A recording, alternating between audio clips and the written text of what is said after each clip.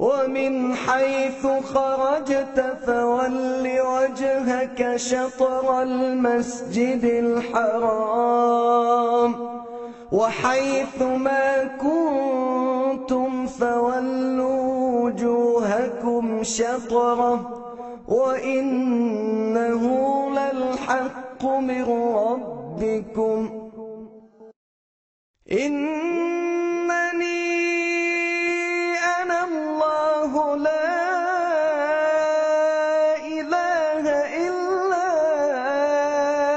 أنا فاعبدني وأقم الصلاة لذكري إن الصلاة كانت على المؤمنين كتابا موقوتا الله أكبر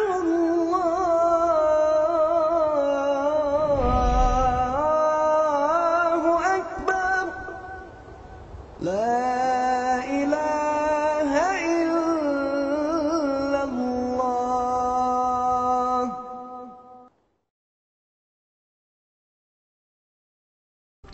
السلام عليكم ورحمة الله وبركاته. إن الحمد لله نحمده ونستعينه ونستغفره ونعوذ بالله من شرور أنفسنا ومن سيئات أعمالنا من يهده الله فلا مضل له ومن يضلله فلا هادي له وأشهد أن لا إله إلا الله وحده لا شريك له وأشهد أن محمدا عبده ورسوله يا أيها الذين آمنوا اتقوا الله حق تقاته ولا تموتن إلا وأنتم مسلمون يا أيها الناس اتقوا ربكم الذي خلقكم من نفس واحدة وخلق منها زوجها وبث منهما رجالا كثيرا ونساء واتقوا الله الذي تساءلون به والأرحام إن الله كان عليكم رقيبا يا أيها الذين آمنوا اتقوا الله وقولوا قولا سديدا يصلح لكم أعمالكم ويغفر لكم ذنوبكم ومن يطع الله ورسوله فقد فاز فوزا عظيما أما بعد فإن خير الحديث كتاب الله وخير الهدي هدي محمد صلى الله عليه وسلم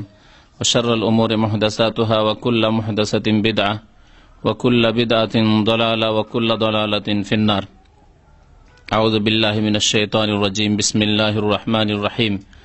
حافظوا على الصلوات والصلاة الوسطى وقوموا لله قانتين.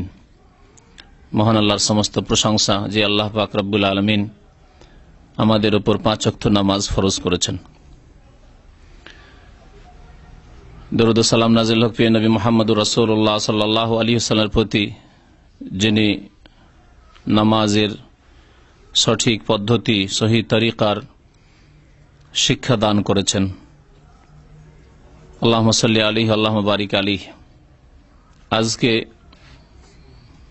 সালাত সম্পর্কে, নামাজ সম্পর্কে, যে নামাজ হচ্ছে দিনের মূল স্তম্ভ, যে নামাজ ছাড়া ইসলাম কায়েম থাকতে পারে না, যে নামাজ ছাড়া মুসলিম হওয়া যায় না, সেই নামাজ কেমন করে পড়তে হবে, কেমন করে আদায় করতে হবে, এ সম্পর্কে শুরু থেকে শেষ পর্যন্ত সংক্ষেপে আপনাদের সামনে আলোচনা পেশ করব। কারণ অনেক ভাই নতুন আছেন, যারা এখানে হয়তো নতুন আসছেন আর এই নামাজের সহি তরিকা সম্পর্কে হয়তো জানার সুযোগ সুবিধা হয়নি। আর বিশেষ করে ভারত উপমহাদেশে অধিকাংশ মানুষ যেই মাযহাবের ওপর চলে, সেই তরিকায় নামাজ পড়ে, তাতে অধিকাংশ ক্ষেত্রেই নামাজে ভুল রয়েছে, যার ফলে এই নামাজের সংশোধন করতে হবে নবী করিম সাল্লাল্লাহু আলাইহি ওয়াসাল্লামের সহি হাদিসের আলোকে। নামাজের হেফাজতের কয়েকটি অর্থ রয়েছে, তার একটি অর্থ হচ্ছে নামাজ ওইভাবে আদায় করা যেইভাবে নবী করিম সাল্লাল্লাহু আলাইহি ওয়াসাল্লাম আদায় করেছেন। যদি ওইভাবে আদায় না করা হয় তাহলে তার হেফাজত হলো না।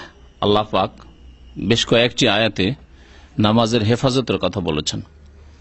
মহান আল্লাহ ইরশাদ করছেন সূরা বাকারার আয়াত নম্বর 238-এ, হাফিজু আলাস সালাওয়াত, তোমরা নামাজগুলির হেফাজত করো। তো তোমরা নামাজগুলির হেফাজত করো, ওয়াসসালাতিল উস্তা, আর বিশেষভাবে সলাতে উস্তার হেফাজত করো।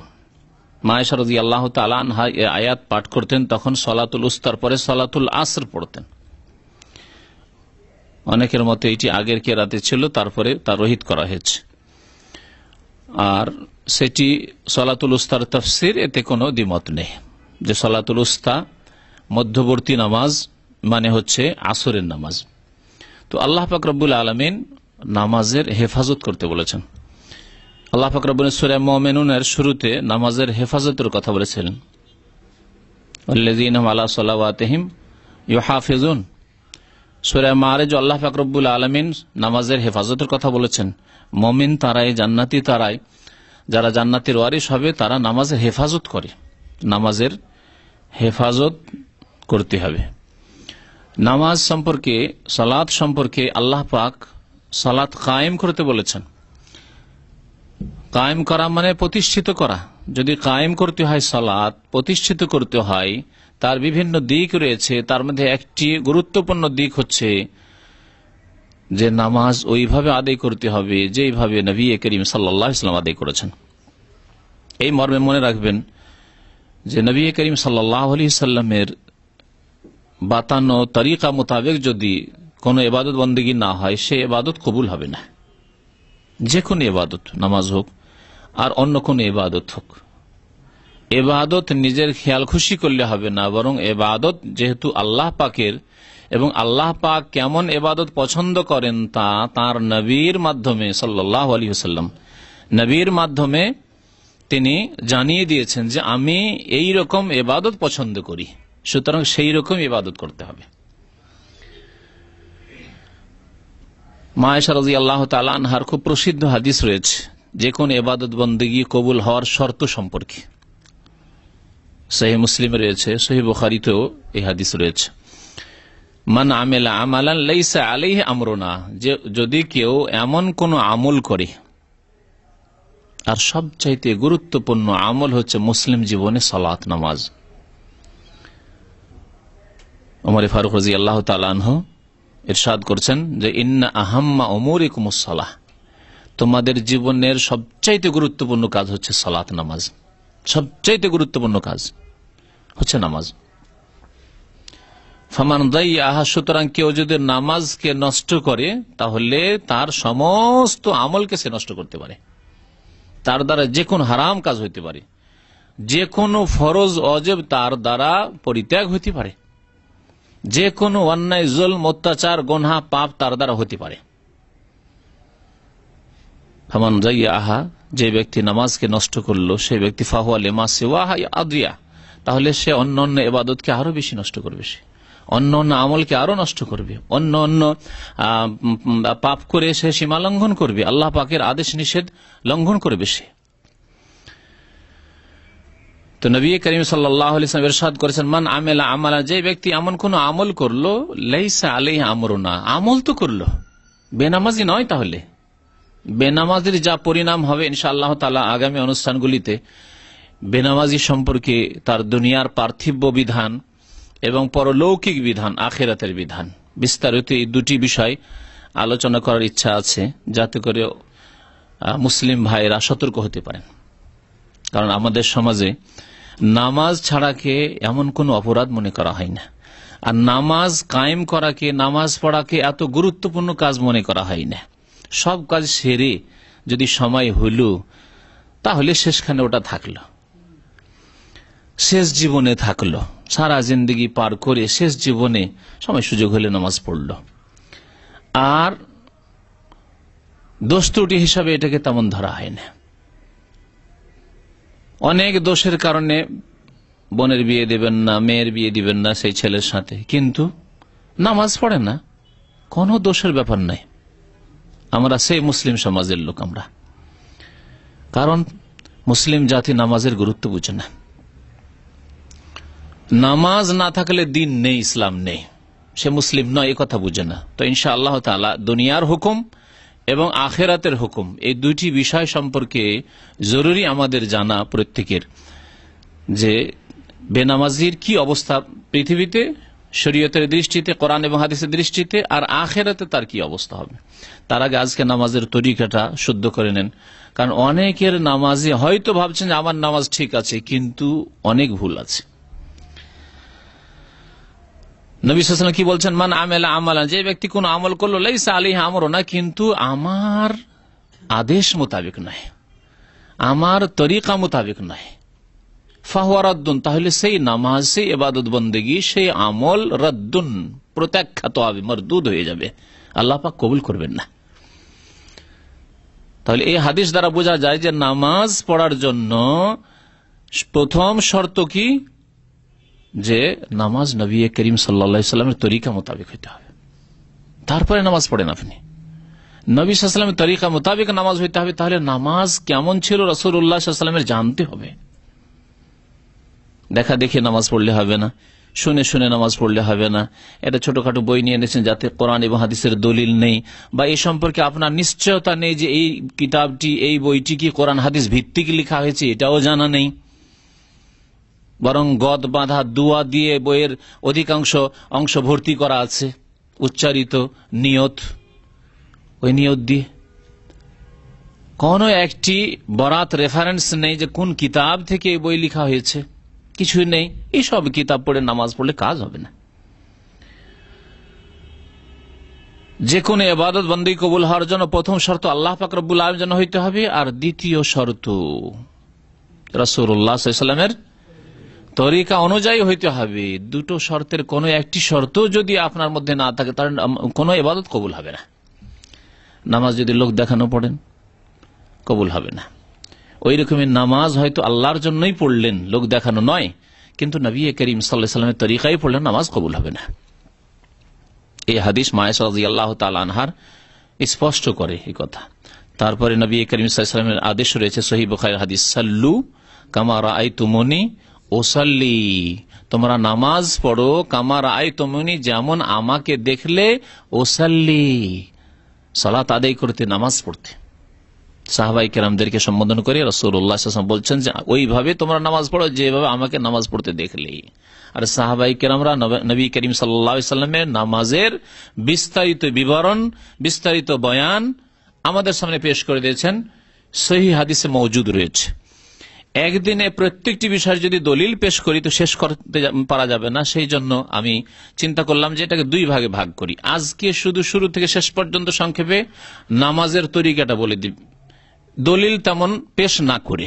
হয়তো কোনো ক্ষেত্রে দলিল চলে আসতে পারে, কিন্তু ওইভাবে বরাত সহ, রেফারেন্স সহ হয়তো দলিল আজকে পেশ করব না।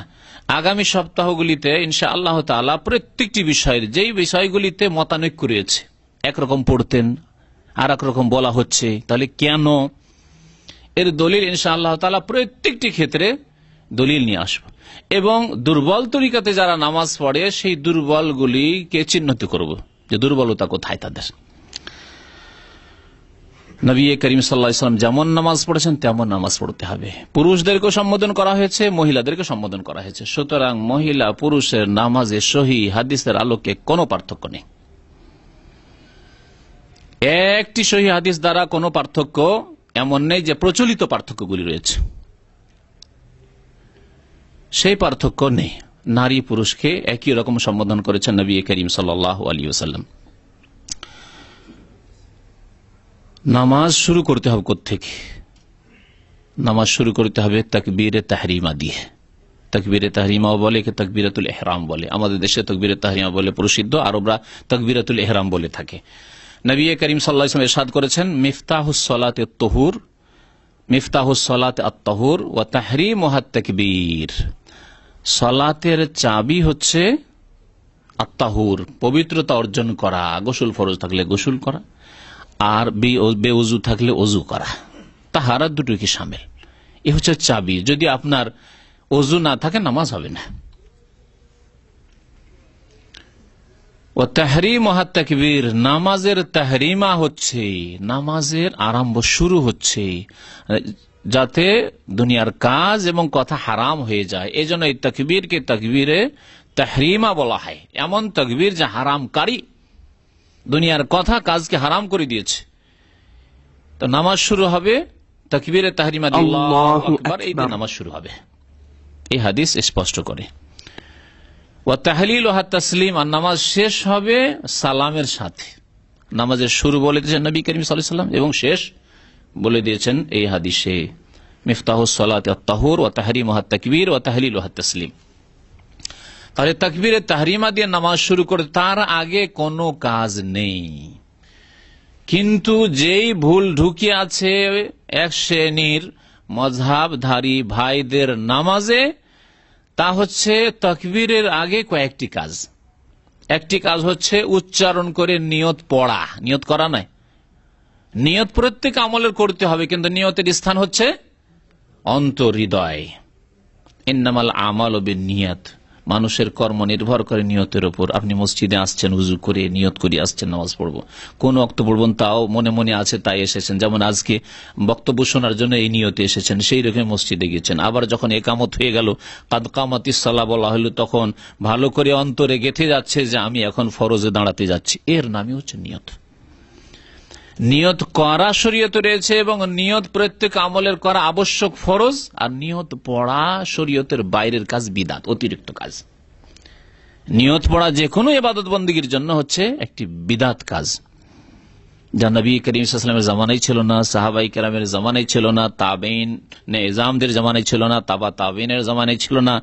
এমনকি আরো বলছি, কেউ ইমাম আবু হানিফা, শাফেঈ, মালিক, আহমদ, চার ইমামের কোন ইমাম রাহমাতুল্লাহ আলাইহিম আজমাইন কারো তরফ থেকে প্রমাণ করতে পারবে না, কোন মযহাবের কিতাবে প্রমাণ করতে পারবে না যে আবু হানিফার মযহাবে ছিল, শাফির মযহাবে ছিল, হাম্বলি, মালিকি মযহাবে ছিল, কোন মযহাবে ছিল না। তাহলে পরবর্তীকালে মযহাবের দোহাই পেড়ে যারা বিদাত করে তাদের কিতাবে আছে।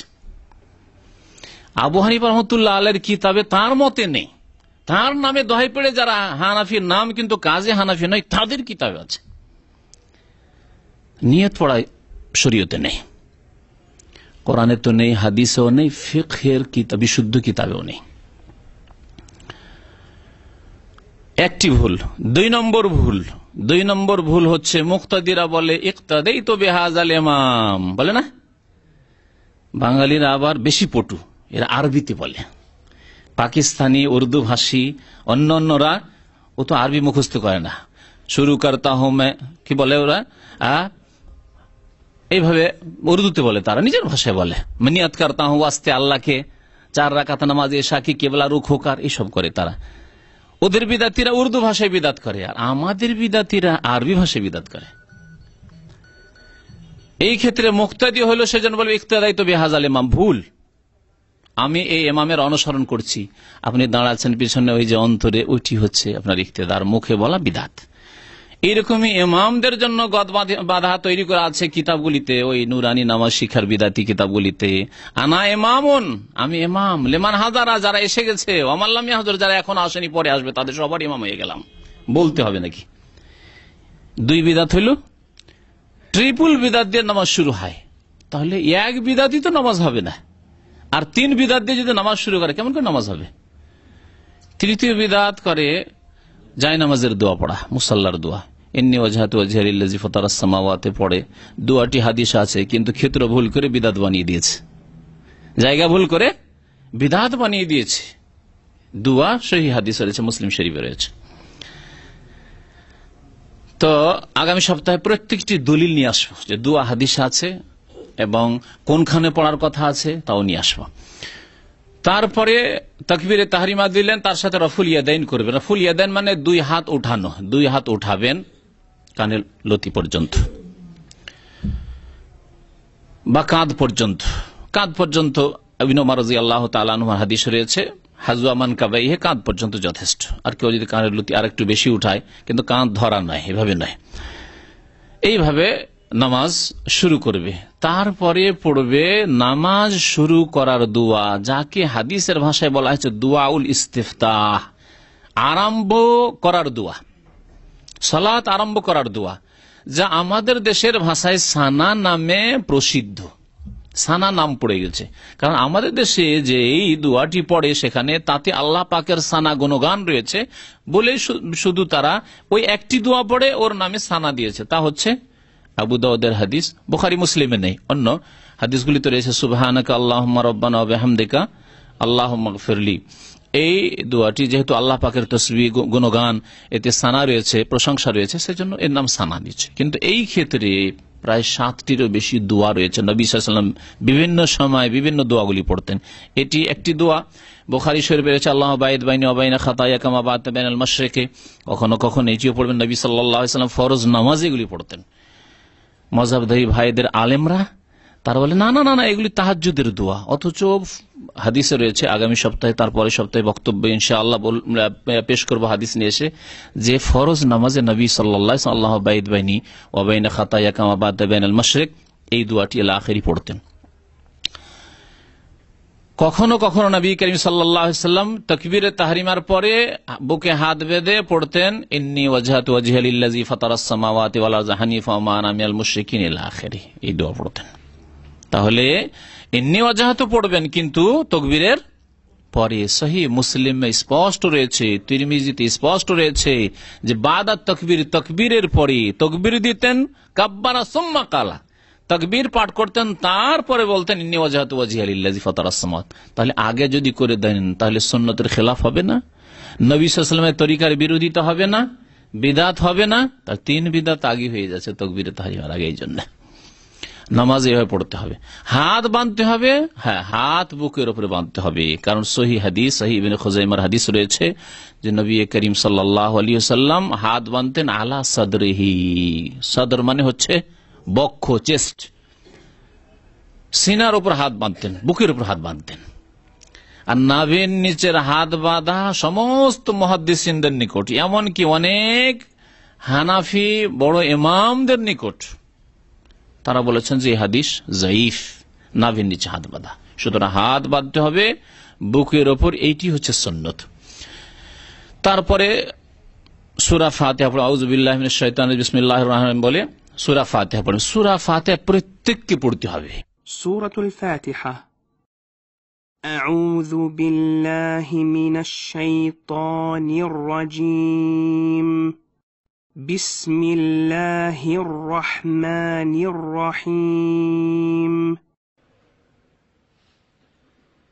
আলহামদুলিল্লাহি রাব্বিল আলামিন আর রহমানির রহিম মালিকি ইয়াউমিদ্দিন ইয়্যাকা না'বুদু ওয়া ইয়্যাকা নাস্তাঈন اهدنا الصراط المستقيم صراط الذين أنعمت عليهم غير المغضوب عليهم ولا الضالين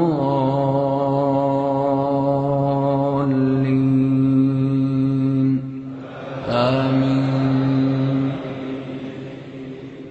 এটি হচ্ছে নামাজের সহি তরিকা। নবী করিম সাল্লাল্লাহু আলাইহি ওয়াসাল্লাম বলেছেন লা সালাতা লিমান লাম ইয়াকরা বিফাতিহাতিল কিতাব, সূরা ফাতিহা ছাড়া নামাজ হয় না। যেই ব্যক্তি সূরা ফাতিহা পড়ল না তার নামাজ হয় না। একবার এক তাবেঈ জিজ্ঞেস করছেন আবু হুরায়রা রাদিয়াল্লাহু তাআলা আনহুকে, ইন্না নাকুনু আহইয়ানান ওয়ারা আল ইমাম, আমরা কখনো কখনো ইমামের পিছনে যে থাকি, মুক্তাদি থাকি, সবসময় তো আর ইমাম হয় না, সবসময় তো একা নামাজ পড়ি না। তাহলে নামাজি 3 ভাগে বিভক্ত, নামাজি 3 ভাগে বিভক্ত। ইমাম, ইমাম মুনফারিদ মানে একাকী নামাজি, আর মুক্তাদি মানে ইমামের ইক্তেদা করে অনুসরণ করে পেছনে যারা নামাজ পড়েছে। 3 শ্রেণীর মানুষ। ইন্না নাকুনু আহইয়ানান ওয়ারা আল ইমাম, আমরা কখনো কখনো ইমামের পিছনে থাকি, তো কি করব, আমরা সূরা ফাতিহা পড়বো না পড়বো না? তখন বলছেন আবু হুরায়রা রাদিয়াল্লাহু তাআলা, ইকরা বিহা ফি নাফসিকা ইয়া ফারসি, তার মাতৃভাষা ফারসি ছিল ওই তাবেঈর, তাই বলছেন তাকে যে তুমি তোমার মনে মনে পড়ে নাও, ইকরা বিহা ফি নাফসিকা, তোমার মনে মনে মানে আস্তে আস্তে পড়ে নাও। তাহলে সূরা ফাতিহা পড়তে হবে, ইমামকে পড়তেই হবে, না হলে নামাজ হবে না। অথচ আমাদের দেশের প্রচলিত মাযহাবে ইমামের জন্য ওয়াজিব, না পড়লে সহজে কাজ চলে যাবে, যে কোনো কোরআনের 3টি আয়াত পড়লেই নামাজ হয়ে যাবে। একেবারে সহিহ হাদিস বিরোধী ফতোয়া। একাকী নামাজি হবে না। মুক্তাদির ক্ষেত্রে যদিও ইখতিলাফ উলামায়ে কেরামদের রয়েছে, কিন্তু বিশেষ করে যখন সিররি গোপনীয় কিরাতের নামাজ, অর্থাৎ ইমাম মনে মনে পড়ছে অথবা ইমাম জোরে পড়লে ইমামের আওয়াজ পৌঁছে না। আমাদের দেশে তো মাইকে নামাজ হয় না, এখানে না হয় দেখছেন মাইকে নামাজ হচ্ছে, দূর দূর পর্যন্ত কেরাত পৌঁছে যাচ্ছে। দুই কাতার পরেই মুক্তাদিরা ইমামের কেরাত শুনতে পায় না, হয় না কি এরকম? দুই কাতার পরে মুক্তাদির কেরাত শোনে না, তাহলে মুক্তাদি ইমামের কেরাত শোনে না। তাহলে এই সময় তাদের কি করা উচিত? কমের পক্ষে যদি এই ফতোয়া, মাঝামাঝি ফতোয়াতে থাকেন তিনটি মত। একটি মত হচ্ছে যে না, মুক্তাদিকে কিছুই পড়তে হবে না। সবচাইতে দুর্বল মত এটি, যেটি প্রচলিত আমাদের দেশের মযহাবে রয়েছে, সবচাইতে দুর্বল ফতোয়া। মাঝামাঝি ফতোয়া হচ্ছে যে যখন শোনেন না তখন পড়বেন, আর যখন শোনেন তখন শুনতে হবে, যাতে কোরআনের আয়াত আর হাদিসের সমন্বয় হয়ে যায়। তাদের মত ইমাম আহমদ রহমতুল্লাহ আলী, ইমাম মালিক রহমতুল্লাহ আলী, চার ইমামের দুই ইমাম এই দিকে গেছেন। শুনছেন তখন শুনে নিলেন যথেষ্ট, আর পড়বেন না। কিন্তু না শুনলে পড়তে হবে। না শুনলে যেমন জোহরে শোনেন না, আসরে শোনেন না, মাগরিবের তৃতীয় রাকাতে শোনেন না, এশার তৃতীয় চতুর্থ রাকাতে শোনেন না, তো শোনে না, মোটেই শোনেন না, কারণ সিররি নামাজ। তারপরে হয়তো ইমাম থেকে আপনি দূরে আছেন, শোনেন না, আওয়াজ আপনার পর্যন্ত পৌঁছে না। মাগরিবের প্রথম দ্বিতীয় রাকাতে, এশার প্রথম দ্বিতীয় রাকাতে, ফজরের নামাজে কেরাত হচ্ছে, কিন্তু আপনি দূরে আছেন, শোনেন না, চুপ বসে থাকবেন। তাদের মতে পড়তে হবে। বেশ কিছু তারা দলিল পেশ করেছেন। প্রথম কথা, কোরআনে কারীমে আল্লাহ পাক রব্বুল আলামিন কোরআন শুনতে বলেছেন, নীরব থাকতে বলেছেন, এক হুকুম। তারা বলছে এটার উপর আমল হয়ে গেল। আর সূরা ফাতিহা ছাড়া নামাজ হয় না, ওই দুটোতে সমন্বয় হয়ে গেল। যখন শুনছি তখন শুনলাম নীরব থেকে, আর যখন শুনছি না তখন সূরা ফাতিহা ছাড়া যেহেতু নামাজ হয় না, সুতরাং সূরা ফাতিহা পড়ব।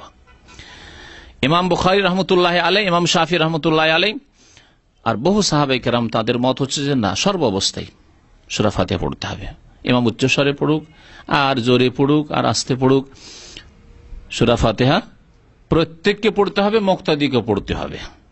তাহলে কেমন করে পড়বেন? আল্লাহ যে কোরআনে শোনার কথা বলেছেন, ওয়াইযা কুরিয়াল কুরআনু ফাসতামিউ লাহু, যখন কোরআন তেলাওয়াত হবে তখন শোনো, ওয়ানসিতু, নীরব থাকো, লাআল্লাকুম তুরহামুন, তাহলে তোমাদের উপর আল্লাহ পাক রহমত নাযিল করবেন। ইমাম বুখারী রহমতুল্লাহ আলাইহি এর উপর একটি কিতাব লিখেছেন, তার প্রসিদ্ধ কিতাবের নাম হচ্ছে জুজুল কিরাত খালফাল ইমাম। ইমামের পিছনে কিরাতের বিশেষ কিতাব তিনি লিখেছেন একটি।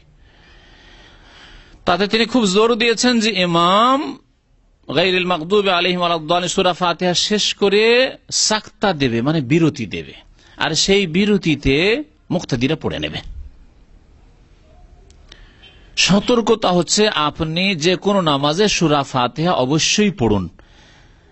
আর বিশেষ করে মাঝামাঝিও যদি থাকেন, যারা মাঝামাঝি রয়েছেন, ইমাম আহমদ এবং ইমাম মালিক রহমতুল্লাহ আলাইহি, আর তার সাথে ইমাম ইবনে তাইমিয়া রহমতুল্লাহ আলাইহি, আল্লামা নাসিরুদ্দিন আলবানী রহমতুল্লাহ আলাইহি, তাদের মত হচ্ছে যে যখন শুনছেন না তখন অবশ্যই পড়তে হবে, যাতে আয়াত আর হাদিসে সমন্বয় হয়ে যায়। কমের পক্ষে এই মাসলার উপর আমল করবেন, না হইলে নামাজ আপনার বিপদে আছে, নামাজ আপনার আশঙ্কায় আছে। আপনি যোহর আসর নামাজ পড়ছেন, আপনি শুনছেন আর নীরব দাঁড়িয়ে আছেন। লা সালাতা লিমান লাম ইয়াকরা বিফাতিহাতিল কিতাব, যে ব্যক্তি সূরা ফাতিহা পড়ে, যেই ব্যক্তি ইমাম হোক, মুক্তাদি হোক আর একাকী নামাজি হোক, তার নামাজ হয় না। সূরা ফাতিহার পরে অতিরিক্ত সূরা বা কিছু আয়াত পড়া সুন্নত ইমামের জন্য, একাকী নামাজের জন্য। মুক্তাদিরা সূরা ফাতিহার বেশি পড়বে না, মুক্তাদিরা সূরা ফাতিহার বেশি পড়বে না। তারপরে রুকুতে যাবেন, রুকুতে যাওয়ার সময় তাকবীর যেমন দিবেন, তার সাথে রাফুল ইয়াদাইন করবেন। সহিহ বুখারী প্রত্যেকটি হাদিসের কিতাবে রাফুল ইয়াদাইন হাদিসগুলি পাবেন। দুই হাত উঠিয়ে আল্লাহু আকবার বলে রুকুতে যাওয়া। আবার রুকুতে গিয়ে তাসবিহ পাঠ করলেন। তাসবিহ আমাদের দেশের মানুষরা শুধু জানে কোন তাসবিহ? সস্তাতে নামাজ সারে। খাওয়া দাওয়ার ক্ষেত্রে আমরা সস্তাতে সারি না, বখিল, খুব বখিল হলেই সারে হয়তো। তারপরেও যতই কৃপণ হোক, মাঝে মাঝে চিন্তা করে ছেলে মেয়েকে একটু ভালো খাওয়াইতে হবে, তাই না? আর একেবারে সস্তাতে সবচেয়ে ছোট্ট তসবিহ পড়ে, আর কোন তসবিহ আমরা মুখস্থ করলাম না, মযহাবধারী ভাইরা। অথচ নবী করিম সাল্লাল্লাহু আলাইহি ওয়াসাল্লাম যখন ফাসাব্বিহ বিসমি রাব্বিকাল আযীম নাযিল হলো কোরআনে কারীমের আয়াত, তখন বললেন ইজআলুহা ফি রুকুইকুম, তোমরা এর উপর আমল করো রুকুতে। সুতরাং বলো সুবহান রাব্বিয়াল আযীম। এই তো আমল হলো। যখন নাযিল হইলো সাব্বিহ ইসমা রাব্বিকাল আলা, তখন ইজআলুহা ফি সুজুদিকুম, এর উপর আমল করো, এর বাস্তবায়ন করো তোমাদের সিজদায়। সুতরাং সুবহান রাব্বিয়াল আলা, আল্লাহ পাক বলছেন সূরা আলাতে সাব্বিহ ইসমা রাব্বিকাল আলা, আমল কি করলেন? সুবহান রাব্বিয়াল আলা। এই প্রথম আমল ছিল নবী করিম সাল্লাল্লাহু আলাইহি ওয়াসাল্লামের। তারপরে যখন সূরা ইজা জা নাসর নাযিল হইল, শেষ জামানায় নবী করিম সাল্লাল্লাহু আলাইহি ওয়াসাল্লামের মক্কা বিজয় হয়ে যাওয়ার পরে আল্লাহ পাক মওতের ইঙ্গিত দিচ্ছেন রাসূলুল্লাহ সাল্লাল্লাহু আলাইহি ওয়াসাল্লামের যে তোমার সময় কাছে আসছে। ইজা জা নাসরুল্লাহি ওয়াল ফাতহ ওয়া রাআইতান নাস ইয়াদখুলুনা ফি দীনিল্লাহি আফওয়াজা ফাসাব্বিহ বিহামদি রাব্বিকা ওয়াস্তাগফিরহু। তিনটি হুকুম, তাসবিহ করো, বিহামদি রাব্বিকা তোমার রবের প্রশংসা বিজড়িত, ওয়াস্তাগফিরহু এবং তার কাছে মার্জনা কামনা করো। আল্লাহ পাক এই তিনটি আদেশ যখন দিলেন নবী করিম সাল্লাল্লাহু আলাইহি ওয়াসাল্লাম তখন এর বাস্তবায়ন করলেন রুকুতে সিজদাতে। মা আয়েশা রাদিয়াল্লাহু তাআলা আনহা বর্ণনা করছেন, কানা রাসূলুল্লাহ সাল্লাল্লাহু আলাইহি ওয়াসাল্লাম ইয়াকুলু ফি রুকুই ওয়া সুজুদি, রাসূলুল্লাহ সাল্লাল্লাহু আলাইহি ওয়াসাল্লাম রুকুতে সিজদাতে বলতেন সুবহানাকা আল্লাহুম্মা রাব্বানা ওয়া বিহামদিকা আল্লাহুম্মা গফিরলি, রুকুতেও বলতেন আর সিজদায়ও বলতেন। মাঝে মাঝে তো আমল করবেন, মাঝে মাঝে তো আমল করবেন। আপনি ইমামের পিছনে যদি সুযোগ সুবিধা না পান, তাহলে আপনি একা নামাজগুলি তো আমল করবেন। কত নামাজ আপনার একা নামাজ রয়েছে, সুন্নত রয়েছে, বিতর রয়েছে। হ্যাঁ, বা ইমাম দেখছেন মাশাআল্লাহ ধীর স্থিরে আমি 9 বার 10 বার তাসবিহ হয়ে যায়, সুবহান রাব্বিয়াল আযীম, সুবহান রাব্বিয়াল আযীম, সুবহান রাব্বিয়াল আলা হয়ে যাচ্ছে, রুকু সিজদা খুব লম্বা করছে, তার মধ্যে সুবহান রাব্বিয়াল আযীম 3 বার বলে নিলেন, সুবহান রাব্বিয়াল আলা 3 বার বলে নিলেন রুকু সিজদাতে, তারপরে বলেন সুবহানাকা আল্লাহুম্মা রাব্বানা ওয়া বিহামদিকা আল্লাহুম্মা গফিরলি। কেন আমল করছেন না? মাযহাবধারী ভাইদের, আলেমদেরকে জিজ্ঞাসা করলে দেখবেন তাদের আমল নেই। এটা অনুমান ভিত্তিক বলছি না, অনেক পরিচিত আলেমদেরকে জিজ্ঞাসা করেছি, তাদের এগুলোর উপর আমল নেই। অথচ এই যে সুবহানাকা আল্লাহুম্মা রাব্বানা ওয়া বিহামদিকা আল্লাহুম্মা গফিরলি, এটি সহিহ বুখারী শরীফের হাদিস। এই প্রচলিত আমাদের দেশের নামাজকে যদি সহিহ বুখারীকে সাথে রাখেন আর মেলান, আপনি কিতাব বের করেন, বাংলা অনুবাদ হয়েছে, আর বুখারী শরীফের ওই নামাজের অধ্যায় বের করেন, সালাতের অধ্যায় বের করেন, আর আপনার নামাজ প্রচলিত নামাজ মযহাবের নামাজকে আপনি এই সহিহ বুখারী হাদিসের সাথে মেলান, অধিকাংশ ক্ষেত্রে সহিহ হাদিস বিরোধী নামাজ পাবেন আপনি।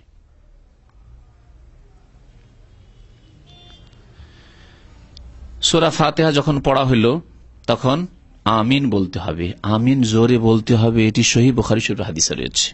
এছাড়াও আরো অন্যান্য হাদিসে রয়েছে। সহিহ বুখারী শরীফে রয়েছে যে আব্দুল্লাহ বিন জুবাইর রাদিয়াল্লাহু তাআলা আনহু, প্রখ্যাত সাহাবী এবং মক্কাতুল মুকাররমার খলিফা, তিনি এত জোরে মসজিদ নববীতে আমিন বলছেন যে আম্মানা ইবনু জুবাইর এবং তার পিছনে যারা ছিল সবাই জোরে আমিন বললেন, হাত্তা আন্না লিল মসজিদে লা লাজ্জাতান, মসজিদ বেজে উঠল, মসজিদ আওয়াজে বেজে উঠল, কাঁচা মসজিদ বেজে উঠে। তাহলে কত জোরে আমিন তারা বলেছেন উচ্চ স্বরে। আর আমিন আজকাল মযহাবধারী ভাইদের ইন্ডিয়া, বাংলাদেশ, পাকিস্তান, তাদের মসজিদে জোরে বলা চরম অপরাধ। সমস্ত নজরগুলি এমন পড়বে আপনার উপর যে বদ নজর লাগিয়ে ফেলবে, বদ নজর লাগিয়ে দিবে। চোখ দিয়ে মারা যদি সম্ভব হইতো তো মেরেই দিত, এই অবস্থা। সহিহ বুখারী শরীফের হাদিস।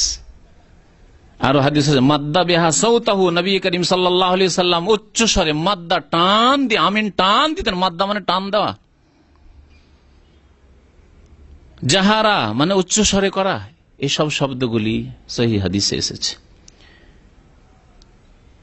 তো ওইভাবে নামাজ পড়তে হবে সুন্নতি তরিকা নামাজের। রুকু থেকে যখন উঠলেন তখন আবার রফুল দেন সামি আল্লাহু লিমান হামিদা, ইমাম বলবেন মুক্তাদিরে বলবেন রব্বানা ওয়ালাকাল হামদ, তার সাথে যদি বাড়িয়ে দেন হামদান কাসীরান তাইয়িবান মুবারাকান ফি, তো ভালো কথা। কারণ এই হাদিসের বড় ফজিলত রয়েছে। একটি হাদিস রয়েছে নবী করিম সাল্লাল্লাহু আলাইহি ওয়াসাল্লাম বললেন, এক সাহাবী বলেছিলেন 30-এর বেশি আমি ফেরেশতাকে দেখি তারা দৌড় দিচ্ছে এই নেকিটাকে আল্লাহ পাকের কাছে নিয়ে যাওয়ার জন্য। তবে রব্বানা ওয়ালাকাল হামদ বলে দাও যথেষ্ট। যেমন অন্য হাদিসে রয়েছে, ইযা ক্বালাল ইমামু সামিআল্লাহু লিমান হামিদা, ইমাম যখন বলবে সামিআল্লাহু লিমান হামিদা ফাকুলু, তোমরা বলো রব্বানা ওয়ালাকাল হামদ বা রব্বানা লাকাল হামদ, যথেষ্ট। এই সময় রাফুল ইয়াদাইন করবেন, হাত উঠাবেন। তাহলে হাত উঠার কতটি স্থান হইল? তাকবীরে তাহরিমায়, রুকুতে যাওয়ার সময়, রুকু থেকে ওঠার সময়, আর 4 রাকাত বিশিষ্ট নামাজ বা 3 রাকাত বিশিষ্ট নামাজে যখন প্রথম আত্তাহিয়াত, প্রথম তাশাহুদ পড়ে উঠবেন, আল্লাহু আকবার বলে উঠলেন, তখন আবার ওয়াইদা কামা মিনার রাকাতাইনি, নবী করিম সাল্লাল্লাহু আলাইহি ওয়াসাল্লাম যখন 2 রাকাত নামাজ পড়ে উঠতেন, 4 রাকাত নামাজে বা 3 রাকাত নামাজে, মানে তাশাহুদ পড়ে উঠতেন, তো রাফা কাযালিকা, আব্দুল্লাহ বিন ওমর রাদিয়াল্লাহু তাআলা আনহু বলছেন, সহিহ মুসলিম শরীফের হাদিস, যে রাফুল ইয়াদাইন আবার করতেন। তাহলে এই 4টি ক্ষেত্র হচ্ছে হাত উঠিয়ে নামাজ পড়ার, এভাবে নামাজ পড়তে হবে। নামাজ মোটামুটি 1 রাকাত হয়ে গেল। যদি কোনো মাসলা মাসাইল ছুটে মনে রাখবেন এবং আলোচনার শেষে আবার জিজ্ঞেস করবেন। নামাজে তাশাহুদ অত্যন্ত গুরুত্বপূর্ণ, আত্তাহিয়াত যাকে তাশাহুদ বলা হয়। হাদিসে রয়েছে যে নবী করিম সাল্লাল্লাহু আলাইহি সাল্লাম সাহাবায়ে কেরামদেরকে তাশাহুদ শেখাতেন। সাহাবারা বলছেন, কানা রাসূলুল্লাহ সাল্লাল্লাহু আলাইহি ওয়াসাল্লাম ইউআল্লিমুনা আত-তাশাহুদ কামা ইউআল্লিমুনা সূরাতা মিনাল কুরআন। রাসূলুল্লাহ সাল্লাল্লাহু আলাইহি ওয়াসাল্লাম আমাদেরকে তাশাহুদ শিখাতেন, আত্তাহিয়াত শিখাতেন, যেমন কোরআনে কারীমের কোন সূরা শিখাতেন গুরুত্ব দিয়ে। আত-তাহিয়াতু লিল্লাহি ওয়াস-সালাওয়াতু ওয়াত-তাইয়্যিবাতু আসসালামু আলাইকা আইয়ুহান নাবিয়্যু ورحمة الله وبركاته السلام علينا وعلى عباد الله الصالحين أشهد أن لا إله إلا الله وأشهد أن محمدا عبده ورسوله। এত গুরুত্ব। অনেক মুসলিম ভাইদের দেখা যায় যে তাশাহুদ মুখস্থই নেই, অথবা কিছু আছে কিছু নেই। প্রথম তাশাহুদ পড়া হচ্ছে ওয়াজিব। যদি ছুটে যায়, অনিচ্ছাকৃত ভুলে গেছে, তাহলে সেই ঘাটতি পূরণ হবে সাজদা দিয়ে। এখানে জেনে রাখা ভালো যে নামাজের ক্ষেত্রে 3 রকমের হুকুম আহকাম রয়েছে, বিধিবিধান রয়েছে। এক শ্রেণীর বিধিবিধানকে বলা হয় রুকুন, ওর বহু বচন জমা হচ্ছে আরকান, মানে পিলার। তো নামাজের 14টি রুকুন রয়েছে। নামাজের মধ্যে শুরু থেকে শেষ পর্যন্ত 14টি রুকুন রয়েছে, পিলার, এগুলি ফরজ পিলার। এগুলির কোনো একটি যদি ছুটে যায় তাহলে নামাজ হবে না। যদি রাকাতের মধ্যে রুকুন হয় তাহলে ওই রাকাত নষ্ট হয়ে যাবে, হবে না। আর যদি গোটা নামাজের রুকুন হয় তাহলে নামাজই নষ্ট হয়ে যাবে। রাকাতের রুকুন যেমন সাজদা, সিজদা করা, রুকু, যদি কোন রাকাতে রুকু ছুটে গেছে, দাঁড়িয়ে আছেন ওইদিকে রুকু ইমামের হয়ে গেছে, তারপরে রুকু গেলে হবে, রুকুই হয়নি আপনার, তো রুকু না করে সিজদায় চলে গেছেন, সিজদা করেছেন, 2টো সিজদার একটি সিজদা করেছেন আর একটি করেননি, তাহলে ওই রাকাত নষ্ট হলে যে রাকাতের রুকুন আপনার ছুটে গেল। যদি গোটা নামাজের রুকুন হয়, যেমন শেষ তাশাহুদ, শেষ বৈঠক কে এসে গেছে, নামাজ শেষ হতে অল্প কিছু সময় বাকি আছে, আর ওই সময় এমন আপনার জরুরি হয়ে গেছে, হয়তো কাজায়ে হাজাতের বাথরুমে যাওয়ার, নামাজ থেকে উঠে চলে, নামাজ হবে? কারণ সালাম রুকুন, সালাম ছুটে গেছে। বা বসলেন হয়তো তাশাহুদে, কিন্তু তাশাহুদ পড়লেন, আত্তাহিয়াত পড়লেন না, শেষ তাশাহুদ পড়লেন না।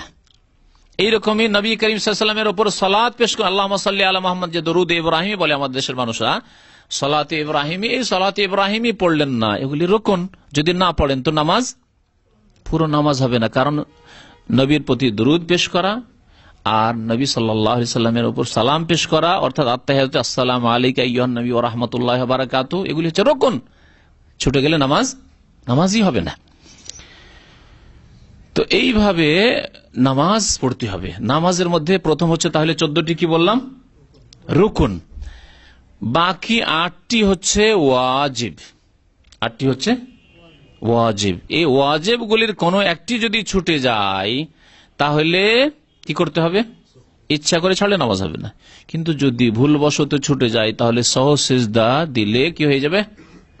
হ্যাঁ, ঘাটতি পূরণ হয়ে যাবে। যেমন প্রথম তাশাহুদ, প্রথম বৈঠক, 2 রাকাত নামাজ পড়ে বসতে হবে, আপনি ভুলে গিয়ে উঠে গেছেন, উঠে দাঁড়িয়ে সোজা দাঁড়িয়ে গেছেন, আর ফিরে যাবেন না, কারণ ওয়াজিব ছুটেছে, এর ঘাটতি পূরণ হয়ে যাবে সহজ সিজদা দিয়ে। বা বসেছেন কিন্তু তাশাহুদ পড়েননি হয়তো, তাহলে ওয়াজিব ছুটলো, সহজ সিজদা দিবেন। এইরকমই তাকবীরে তাহরিমা ছাড়া বাকি তাকবীরগুলি ওয়াজিব। তো ওয়াজিব হলো দ্বিতীয় স্তরে, বাকি যতগুলি কাজ রয়েছে শুরু থেকে শেষ পর্যন্ত 14 এবং 8, এই কত হলো? 22টি। এই 22টি কাজ বা কথা, আমল নামাজের মধ্যে, এগুলি হচ্ছে রুকুন আর ওয়াজিব, বাকিগুলি হচ্ছে সুন্নত। বাকিগুলির মধ্যে রাফুল ইয়াদাইন করা, বাকিগুলির মধ্যে সূরা ফাতিহার সাথে আরেকটি সূরা বা কয়েকটি আয়াত মেলানো, বাকিগুলির মধ্যে হচ্ছে তসবিহ একাধিকবার পড়া, 3 বার 5 বার 7 বার এইরকম করে তসবিহ পড়া, বাকিগুলির মধ্যে হচ্ছে আমিন জোরে বলা, এগুলি হচ্ছে সব সুন্নত। সুন্নত মানে ছেড়ে দেওয়া নয়। আমি অনেক সময় বলি, কারণ সুন্নত আমাদের দেশের মানুষকে বললে কার সুন্নত এর পরোয়া করে না। সুন্নত শুনলে মহাবিপদ। সুন্নত মানে সারা জিন্দেগি ছেড়ে দাও, সারা জীবন ছেড়ে দাও না, কখনো যদি ছুটে যায়, কখনো আমিন আপনার ছুটে গেল, হয়তো কখনো রাফুল এদিন ছুটে গেল।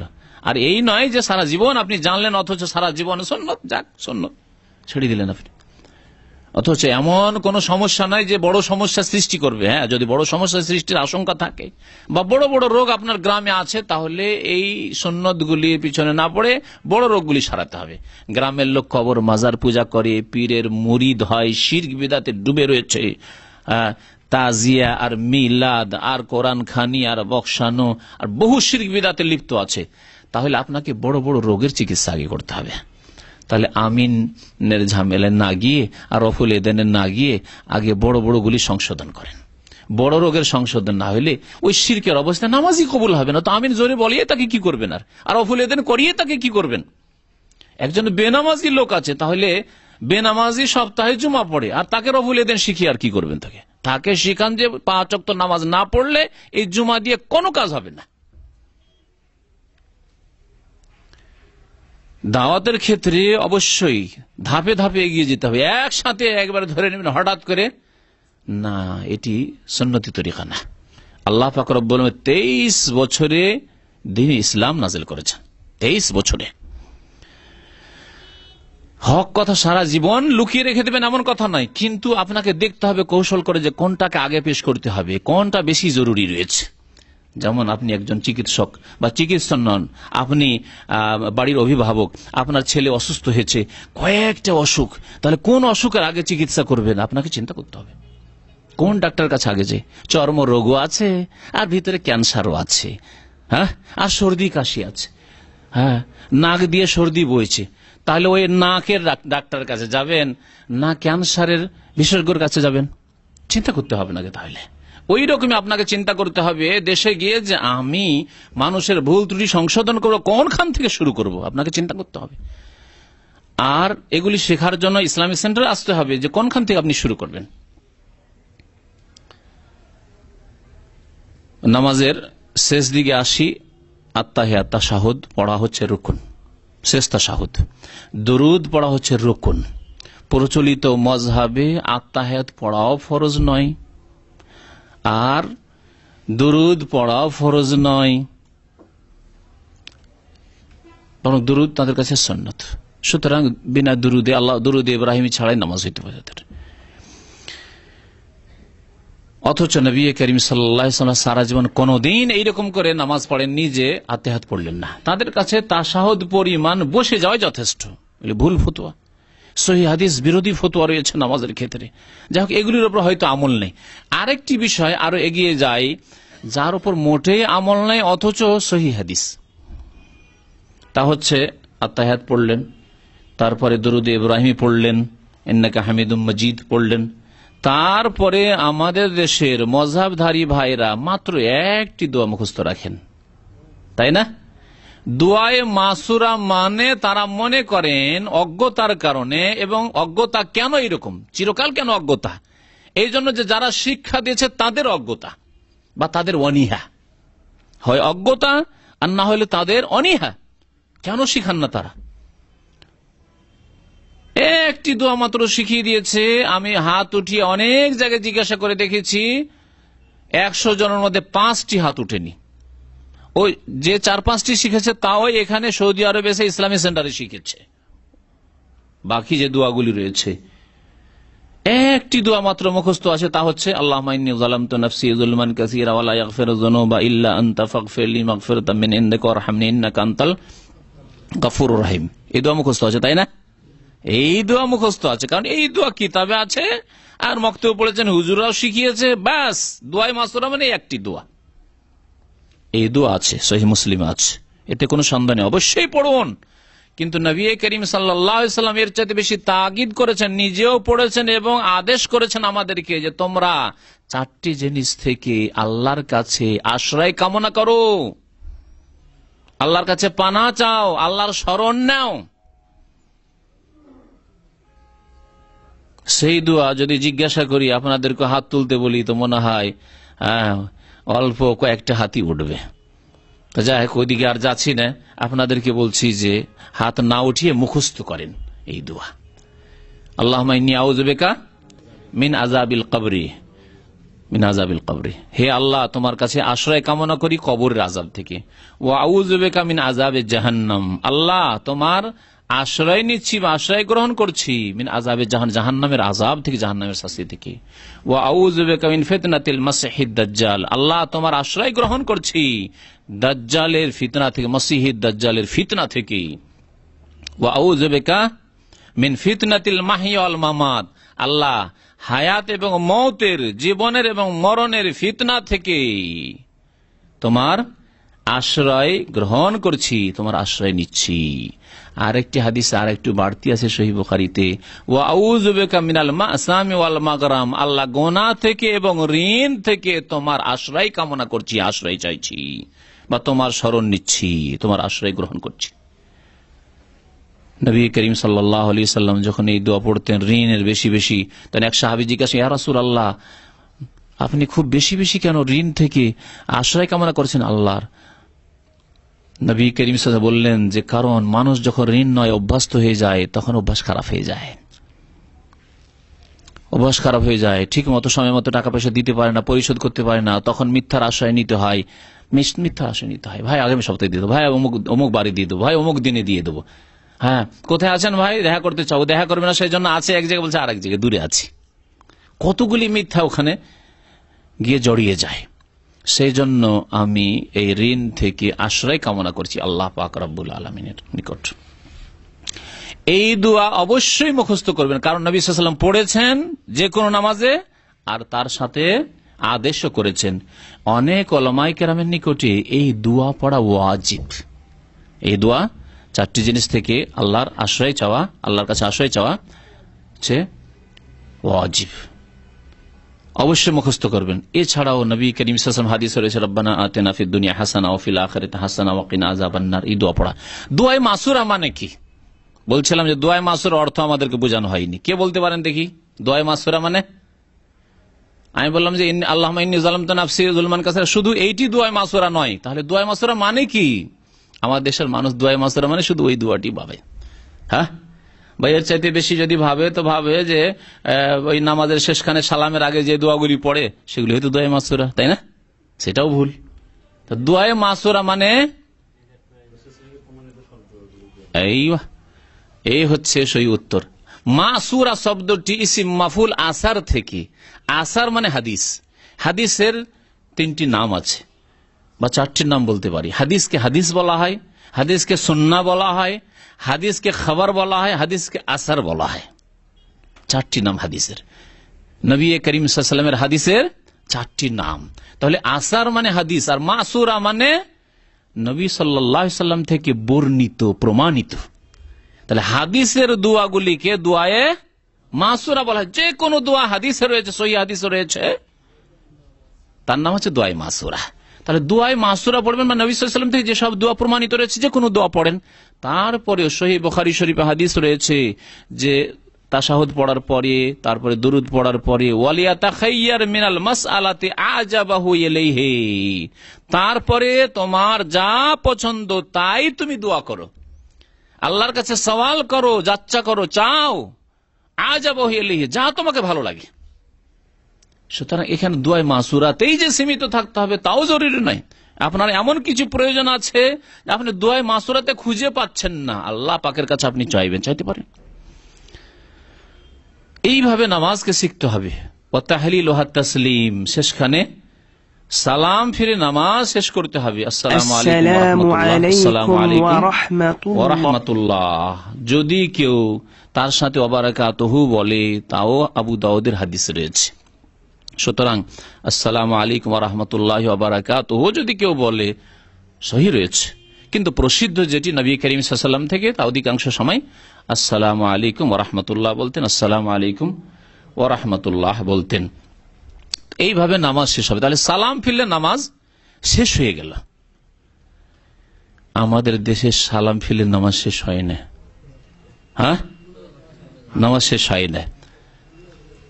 কারণ যারে শুরুতে 3টা বিদাত করেছি তো শেষে কিছু করব না, এমনিতে ছেড়ে দেবো, বিদাত দিয়ে ঘিরে দেবো দুই দিক থেকে।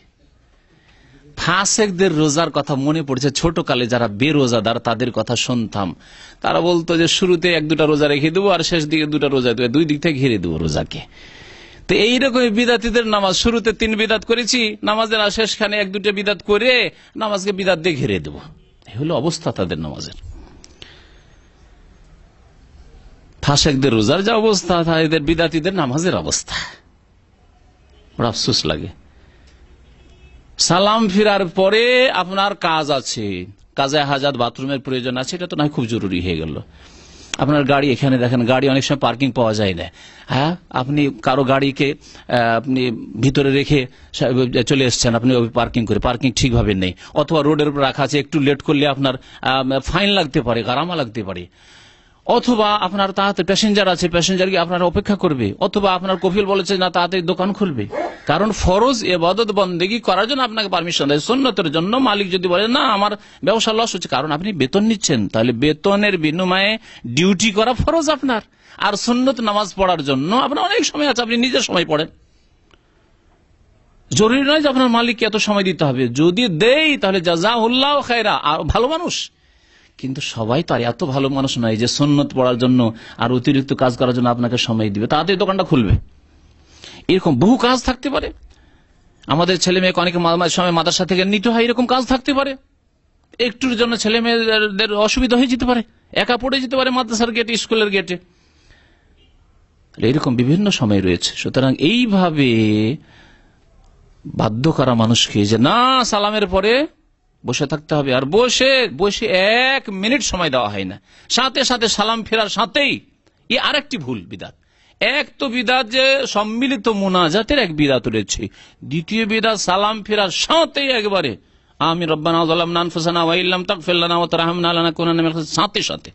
আচ্ছা, যদি এটা না করে, এটা না করে তো আরেকটা দৃশ্য দেখেছি, বিদাতের দৃশ্য। যদি দেখো যে না মোনাজাত হচ্ছে না, সৌদি আরব মোনাজাত হচ্ছে না, মক্কাতে একবার হজের ডিউটিতে ছিলাম, মিসফালায়, মসজিদে বুখারীতে, মিসফালার শেষ দিকে আছে, তো ওখানে ওই তুরস্কের লোকেরা গোটা মসজিদে নামাজ পড়ে, ওখানে তাদের হজের বিল্ডিং ছিল। যেমনই সালাম ফিরা হয়, জানে যে এরা তো আর মোনাজাত সম্মিলিত করবে না, যেমনই সালাম ফিরা হয় এমন ভাবে উঠে মনে হচ্ছে যে আর্মিদের প্যারেড চলছে, ট্রেনিং চলছে, তাই করে দাঁড়িয়ে উঠে এইভাবে একবারে। দেখতে কেমন আজব লাগে, যেমন ওই দেখেছেন তো মনে হয় ট্রেনিং করতে, হ্যাঁ ফৌজদের ট্রেনিং করতে দেখেছেন, ওই রকম ট্রেনিং মতো একেবারে লাফ দিয়ে সব একসাথে যে উঠছে না, এইরকম আশ্চর্য কথা। এটিও সুন্নতের খেলাফ। যেমন সুন্নতের খেলাফ সম্মিলিত মোনাজাত, তেমনি সুন্নতের খেলাফ সাথে সাথে লাফ দিয়ে উঠে সুন্নত শুরু করা। বরং এখানে জিকির আজকার রয়েছে। নবী করিম সাল্লাল্লাহু আলাইহি ওয়াসাল্লাম সালাম ফিরার পরে বলতেন আস্তাগফিরুল্লাহ আস্তাগফিরুল্লাহ আস্তাগফিরুল্লাহ। যদি একটি হাদিস মুসলিম শরীফে আল্লাহু আকবার দিয়ে রয়েছে, কিন্তু এই মাসলাটিতে বড় ইখতিলাফ রয়েছে। এজন্য আরব ওলামারা এই আল্লাহু আকবারের উপর আমল করে না। ভারত, বাংলাদেশ, পাকিস্তানের আহলে হাদিস আলেমরা তারা এই আল্লাহু আকবার দিয়ে শুরু করে, তারপরে আস্তাগফিরুল্লাহ আস্তাগফিরুল্লাহ আস্তাগফিরুল্লাহ বলে। এখানকার ওলামারা বলছেন যে না, সেই হাদিসে আল্লাহ আকবার, যদিও মুসলিম শরীফ হাদিস রয়েছে আল্লাহ আকবার মানে জিকির, তাকবীর মানে জিকির, তাকবীর মানে আল্লাহ আকবার বলা নাই। এই জন্য তারা আস্তাগফিরুল্লাহ আস্তাগফিরুল্লাহ আস্তাগফিরুল্লাহ, তারপরে আল্লাহুম্মা আনতাস সালাম ওয়া মিনকাস সালাম তাবারাকতা ইয়া যাল জালালি ওয়াল ইকরাম, আল্লাহুম্মা লা মানিআ লিমা আতাইতা ওয়া লা মুতিয়া লিমা মানাতা ওয়া লা ইয়ানফাউল জাদ্দি মিনকাল জাদ্দু, আল্লাহুম্মা আইন্নি আলা যিকরিকা ওয়া শুকরিকা ওয়া হুসনি ইবাদাতিকা। তারপরে কালিমা তাওহীদ লা ইলাহা ইল্লাল্লাহু ওয়াহদাহু লা শারীকা লাহু লাহুল মুলকু ওয়া লাহুল হামদু ওয়া হুয়া আলা কুল্লি শাইইন কাদির, আয়াতুল কুরসি, তারপরে তসবিহ সুবহানাল্লাহ 33 বার, আলহামদুলিল্লাহ 33 বার, আল্লাহু আকবার 33 বার, 99 হইল। আর তামামুল মিয়া হাদিসে রয়েছে 100 পুরা করেন লা ইলাহা ইল্লাল্লাহু ওয়াহদাহু লা শারীকা লাহু লাহুল মুলকু ওয়া লাহুল হামদু ওয়া হুয়া আলা কুল্লি শাইইন কাদির দিয়ে এতগুলি জিকির আজকার, এত নেকির কাজ, এত ফজিলতের কাজ বাদ দিয়ে এই শেষখানেও বলতে পারি যে দুটি বিদআত, এক হচ্ছে সম্মিলিত মোনাজাত, আর যদি ওই বিদআতের সুযোগ না পায় তাহলে সাথে সাথে উঠে গিয়ে সুন্নত শুরু করা। আর সামনের দিক দিয়ে যদি কেউ বের হওয়ার এমার্জেন্সি থাকে তাহলে 1 মিনিট সময় পাচ্ছেন, পিছনে নামাজ শুরু হয়ে গেছে, পারবে। যেইভাবে নামাজ শুরু হয়ে যায়, কারো যদি প্রয়োজন থাকে তো বের হইতে পারবে, মুশকিল হয়ে যাবে, নামাজের সামনে দিয়ে যেতে হবে, হারাম কাজ তাকে করতে হবে। তো মোটামুটি সংক্ষেপে এই নামাজকে আমি আপনাদের সামনে পেশ করার চেষ্টা করলাম। এতে অনেকগুলি মাসলা মাসাইলের হয়তো ওইভাবে দলিল পেশ করা হয়নি, সেই জন্য ওয়াদা করছি ইনশাআল্লাহ আল্লাহ পাক যদি আমাকে সুযোগ সুবিধা দান করেন তাহলে আগামী সপ্তাহগুলিতে প্রত্যেকটি মাসলা যেগুলি উল্লেখ করলাম আর সেগুলি প্রচলিত ইন্ডিয়া, বাংলাদেশ, পাকিস্তানের সংখ্যাগরিষ্ঠ মানুষের মজহাবের খেলাফ রয়েছে। মজহাব আল্লাহ ফরজ করেননি, আল্লাহ পাক ফরজ করেছেন আল্লাহর আনুগত্য, রাসূলের আনুগত্য। খুব সহজ ভাষা বোঝার চেষ্টা করবেন। আতিউল্লাহ ওয়া আতিউর রাসূল, তোমরা আল্লাহর আনুগত্য করো, আল্লাহর কথা মানো, আল্লাহর দিন মানো, আর রাসূলের কথা শোনো, কথা মানো। ওয়া ইউতিউর রাসূল ফাকাদ আতা আল্লাহ, যারা রাসূলুল্লাহ সাল্লাল্লাহু আলাইহি ওয়াসাল্লামের আনুগত্য করলো, রাসূলকে মানলো, রাসূলুল্লাহ সাল্লাল্লাহু আলাইহি ওয়াসাল্লামের মতো নামাজ পড়লো, তার আল্লাহরই আনুগত্য করলো। কোথাও বলা হয়নি যে আলেমদের, ইমামদের আনুগত্য করো। বড়দের আনুগত্য রয়েছে কিন্তু শর্ত সাপেক্ষ রয়েছে। যদি কোরআন সুন্নাহর অনুকূলে হয়, নবী সাল্লাল্লাহু আলাইহি ওয়াসাল্লামের সুন্নাত মোতাবেক হয় নামাজের ক্ষেত্রে, তাহলে আনুগত্য করতে হবে ইমাম সাহেবের মযহাবের।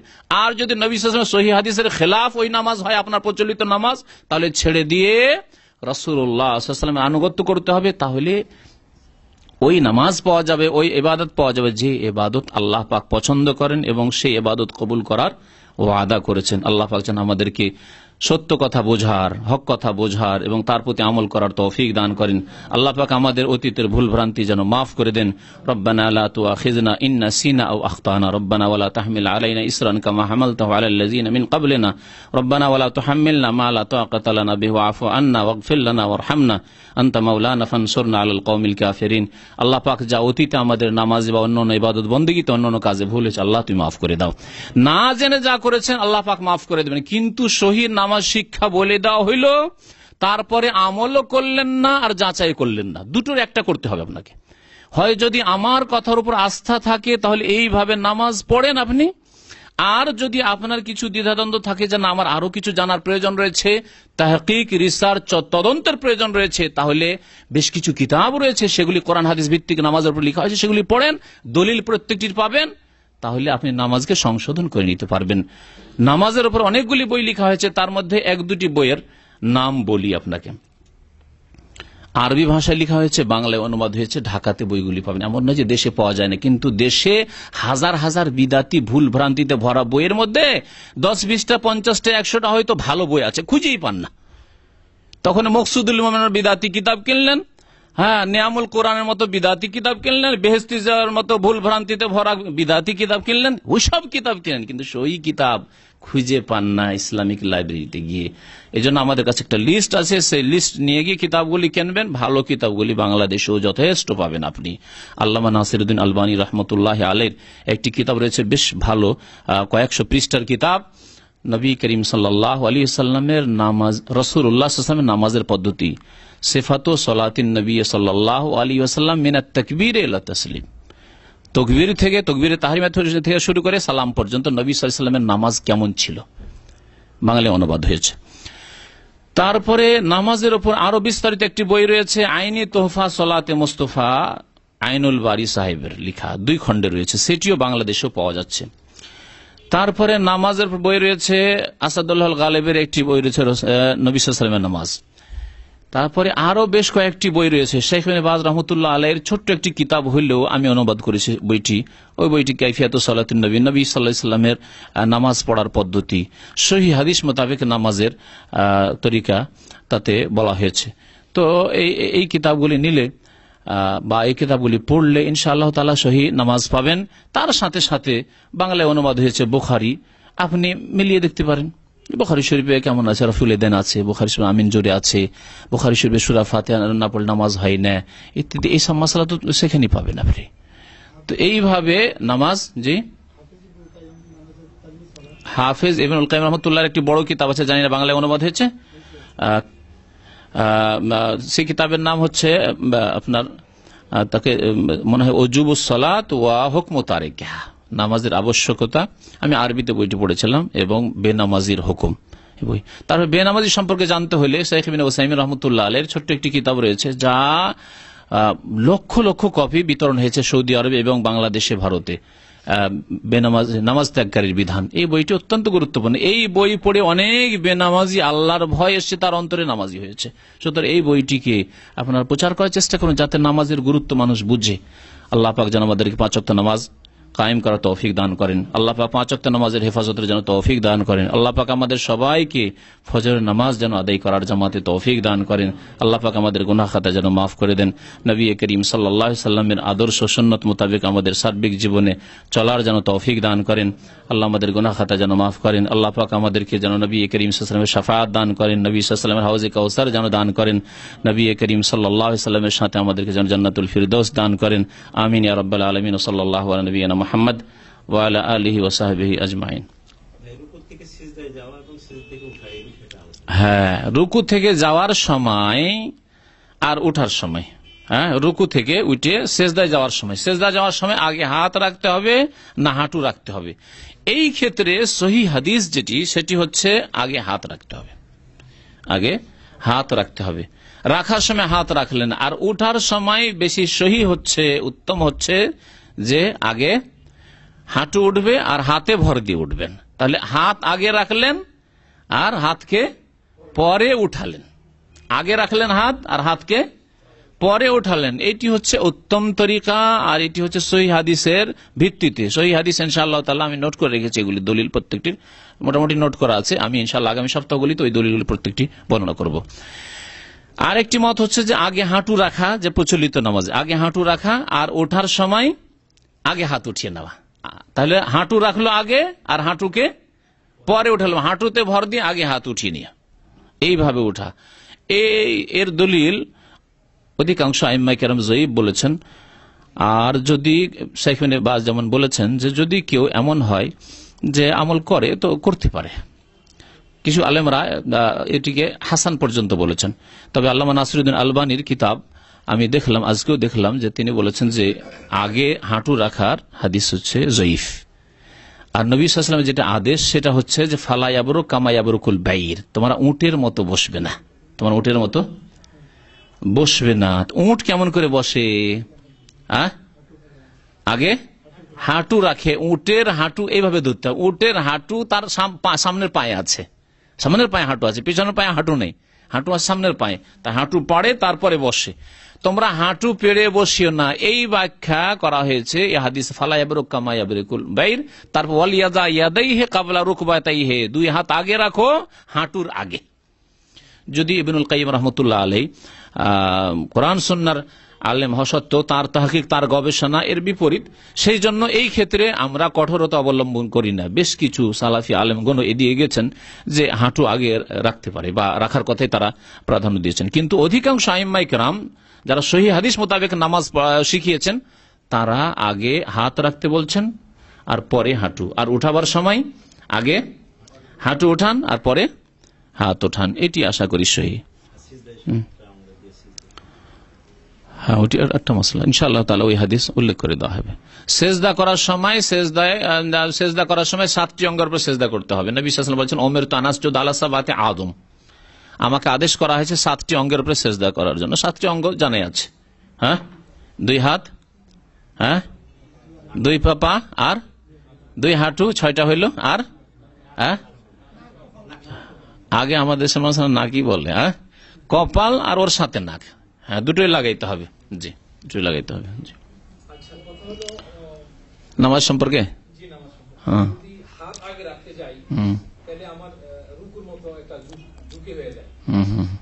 অভ্যাস নাই, সেই জন্য অভ্যাস করেন। আচ্ছা আচ্ছা,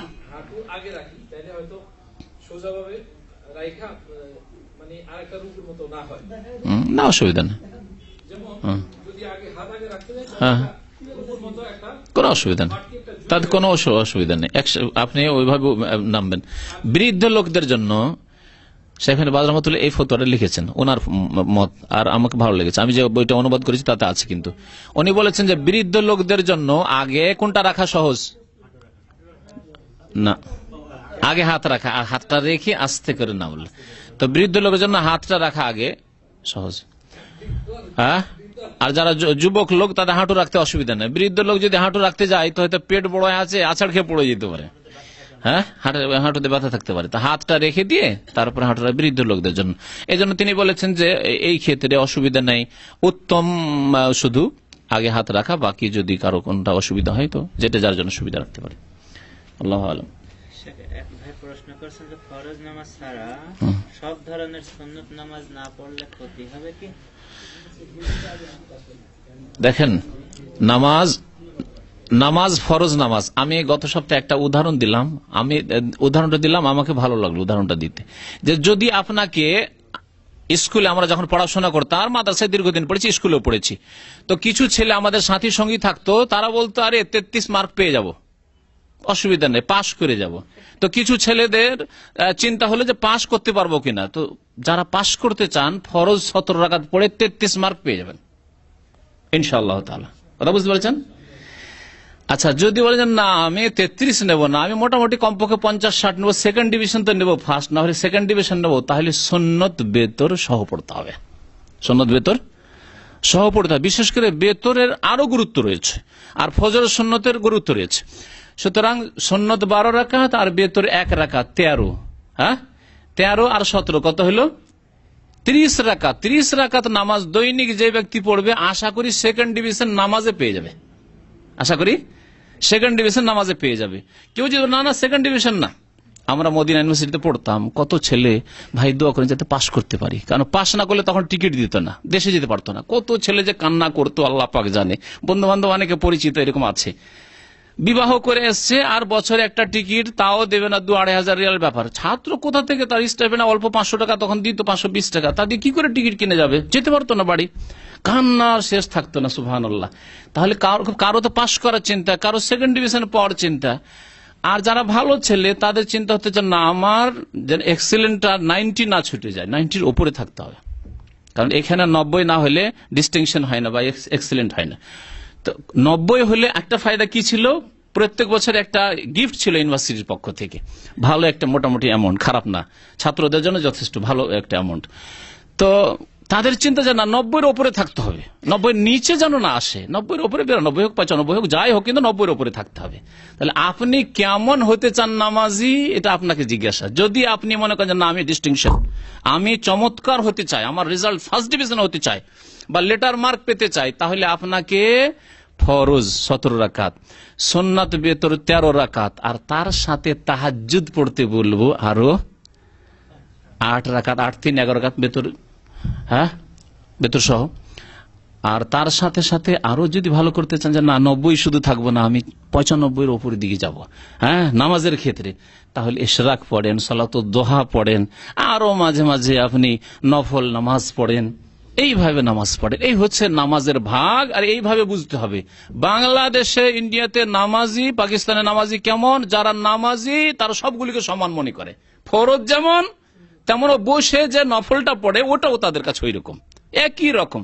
আর যারা পড়ে না, এত বোঝা উঠাতে পারবো না, এর সাথেই 17 রাকাত পড়তে পারবো না, সুতরাং ফরজও পড়ে না, সুন্নত তো পড়েই না, ভেতরে তো পড়েই না, ও তো তাহাজ্জুদ ওসব তো নেই, ফরজই পড়ে না, বেনামাজি নামে মুসলিম। বুঝতে পেরেছেন? যদি আমাদের আলেমরা এইভাবে ভাগ করে দিত, পাস করতে চান ফরজটা কমপক্ষে আদায় করেন। অনেক পাস করা লোক আছে, সালাম ফিরে টান দিল, পাস কর 33 মার্ক। বুঝতে পেরেছেন? 50-60 পেতে চান তাহলে সুন্নতের বেতর পড়েন, আর বেশি পেতে চান 80-90 পেতে চান, লেটার মার্ক চান, তাহলে তাহাজ্জুদ ধরার চেষ্টা করেন, ইশরাক, দোহা এগুলি নামাজ পড়ার চেষ্টা করেন। আশা করি যথেষ্ট বোঝার জন্য এতটুকু। সাল্লাল্লাহু আলা নবিয়িনা মুহাম্মদ ওয়া আলা আলিহি ওয়া সাহবিহি আজমাইন।